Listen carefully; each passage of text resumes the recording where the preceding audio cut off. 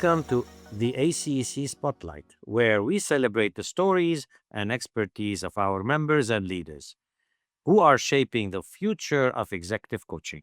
Today, I have the pleasure of speaking with Dr. Terry Hildebrandt, a master corporate executive coach, researcher, author, and thought leader in evidence based coaching. From growing up on a farm and a cattle ranch to navigating boardrooms at HP to editing books on leadership change, Terry has lived a life of learning, transformation, and global impact. Welcome, Terry. Thank you, Ellie. What took you from the farm to HP? And then crossing over to coaching. Just give us those early years. How did you Well, prepare for this change?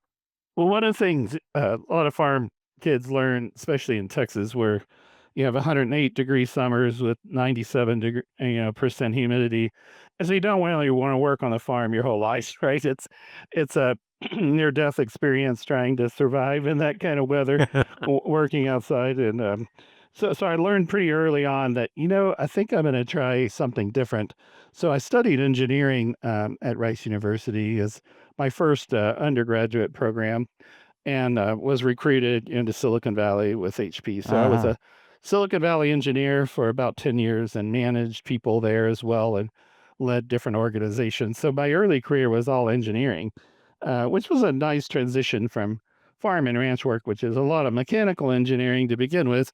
But I studied material science, which was mostly about wafer fab process engineering and chip design.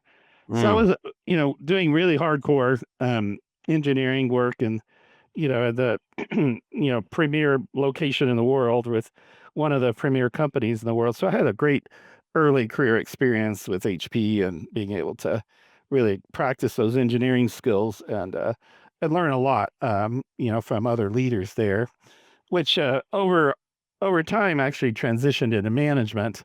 So I took a number of management roles, and that's where I got more interested in leadership development and coaching, and eventually transitioned as an internal coach as well. So I was an internal executive Ah, coach okay. for 11 years at HP. So that's where my coaching career started, is doing Mm. internal organizational development, consulting, and executive and leadership coaching. So that was, a great way to start a coaching career. Having a Yes.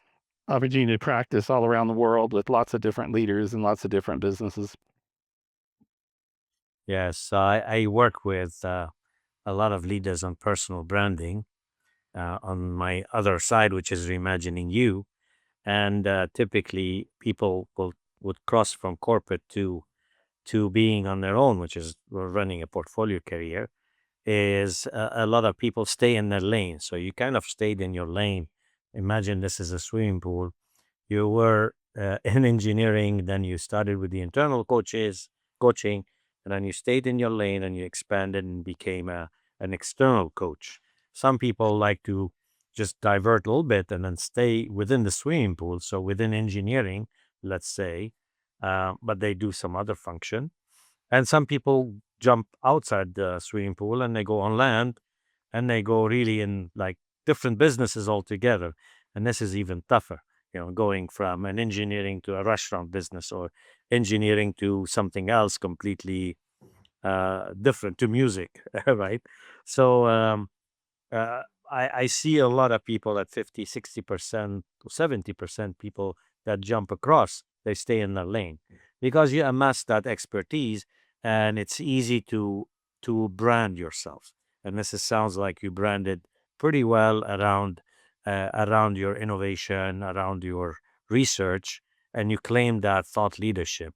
And that's the next step. Once you define your mission on crossing over, you wanted to do your uniqueness, and it's easy to claim authority because you've already experienced that and demonstrated that in other environments. Let's talk about your uniqueness, your thought leadership. Okay. For me, when I joined ACC a few years back, all I heard is Terry. Who's Terry? Terry is the father of all assessments. He's the assessment guru.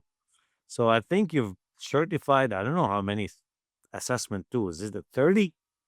Probably. Yeah, somewhere around there over Yeah. time. So you know every single assessment that exists out there, I'm sure. But if you just want to pick one that consistently delivers the aha moment for your customers, which one would it be? I know we don't want to sell anything or what anything, but I'm just looking at one that you favor the most and why. Yeah, absolutely. Well, I always tell folks new to executive coaching, every executive coach should have actually two, a minimum, one personality tool, which is really about preferences and style and needs. And then the other needs to be a 360 for feedback on their Mm, leadership skills. But I'll focus more on the personality side, which for me, there's a bunch I'm certified in, including Myers-Briggs and Hogan and Berkman, et cetera. But my favorite is Berkman. I really found the Berkman to be my go-to tool that I use almost with every client, unless they're looking for something specific. And what the Berkman does that's a little different than any other tool out there is it looks at the concept of needs, and needs are expectations of how the world works, and it's very much tied to our stress level. So if our needs are mm, met, we're going to have a good day and exhibit our strengths. If our needs aren't met, we're going to have a bad day and exhibit stress reactions. So stress management is a great thing for using the Berkman. Also, it helps you understand your strengths and your dominant style. So it is a strength-based instrument as well, and then also looks at interests, which is great for career management and uh-huh. motivation. So that it's like a 3 or 4 tools in one, depending how you slice and dice it. But I think Okay. the Berkman is one of the most useful tools that I have found on the market. The others all bring value as well. So I don't want to diminish anyone else's tool, but because I do use the others as well at times. But Mhm. Berkman's my go-to. And I'm sure this will make it through to our member portal, which will be announced soon. We have an ACC, the new member portal, where we have all this research available to our members. So thank you, Terry. Yeah, Great piece absolutely. of And work. the other thing Um, that we mm, launched along with this was a coaching community of practice. So any ACEC members who want to participate in those webinars that we do, they can hear about the latest research as well. So that's always okay. fun opportunity, and a lot of our ACEC members are participate in that as well. Great. Great. Let's talk about ACEC, our home. Um, and you've earned the rare distinction of MCEC credential, which is the Master of Corporate Executive Coaches. Um, it's a very high level distinction of a certificate given by ACC. So, how has ACC given you a stronger platform to demonstrate your credibility at the enterprise level? How did this position you um, in your with your customers? Well, one thing great about ACEC is it's a peer group. And believe it or not, it's hard to find that as a really senior, master coach. There are a lot of organizations where coaches can gather and learn from each other, but they tend to be very big tents or not focused on really enterprise level executive coaching. And so that is what ACEC's mission is to be a enterprise wide business partner, right? And one of the things I also love about ACEC is that they don't just look at your coaching skills. They also look at your impact, right? They talk to Mm, your clients when you go for credentialing and certification. yes. So you actually have to have some clients that have had some success through your support as a coach, and those partnerships are really the Mhm. cornerstone, I think, of what ACC is about. So it's a different mindset and a different focus, and there are all the folks in ACC are either already at this level or moving toward that level in a significant way. So they're all sharing this goal of supporting, corporate executives and their businesses. And when you go to the various opportunities for learning, such as the conferences or the videos or the gatherings, you have a like-minded group of people who can support you. They immediately get you. They understand what you're dealing with. There's not a lot of explaining that you have to go through, which you might have to in another coach setting where people are, let's say, focused on life coaching as an example. So everyone here is focused on executive coaching and they understand what's needed, what's important. Also, a lot of the ACEC members are doing really cutting edge work. They're doing research themselves. They're working with great clients. So there's stories that they tell and the best practices and innovations they bring to these various learning opportunities. There's always something new that I pick up from an Mm, ACEC conference, and it's yes. always worth going to. And it's one of the few places I go anymore, just because I know I'll get value from it. Where other places might be interesting, but it's not the necessarily my peer group or my people that I'm looking to connect with.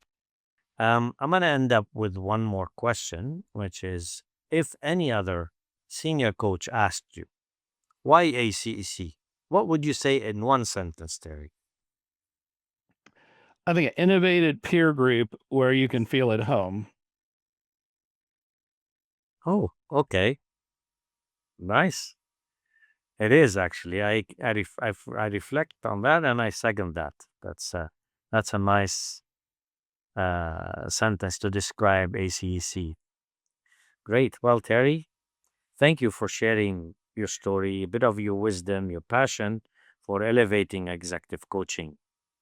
This short episode is really a reminder that credibility is built not just through credentials, but through character, community, and contribution. So, for those listening and watching, if you want to learn more about ACEC and connect with coaches like Terry, visit our website, https://acec association.org. And of course, please subscribe to our channel and stay tuned for another episode of Member Spotlight. I'm Dr. Eli Daher. I'm the president of ACEC. And to the next episode. Thank you. Thank you, Ellie.